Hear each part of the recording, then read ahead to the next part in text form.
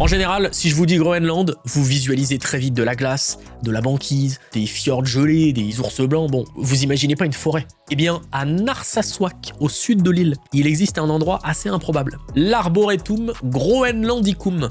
Il s'agit pas encore d'une forêt, mais plutôt d'une sorte de laboratoire vivant où on plante des arbres pour voir non seulement quelles espèces sont capables de pousser dans des conditions extrêmes, mais aussi comprendre l'adaptation des végétaux dans un climat qui change. On y trouve donc des espèces venues d'autres régions froides du monde qui sont testées pour voir comment elles survivent, comment elles grandissent, malgré le froid. Si l'on compte toutes les plantations réalisées depuis que l'Arboretum existe, il y a aujourd'hui 110 espèces différentes de 600 provenances dans le monde, réparties sur environ 150 hectares. J'ai pas de chiffres précis, donc selon les estimations, il y aurait des dizaines de milliers d'arbres plantés. À la base, l'idée vient d'un docteur qui s'est demandé « Qu'est-ce qu'on pourrait faire pousser ici, tiens ? Et si je tentais un bananier ?» Bon, le bananier n'a pas marché, mais il a persévéré. Dans les années 80, ces petits tests se sont finalement transformés en véritables projets. Aujourd'hui, il reste 21 arbres plantés par ce docteur. Il représente 7 espèces provenant de 14 endroits différents, principalement des Rocheuses aux États-Unis. On pourrait presque appeler cet endroit la forêt la plus improbable du monde. Et rien que pour ça, elle mérite largement sa place dans ce top.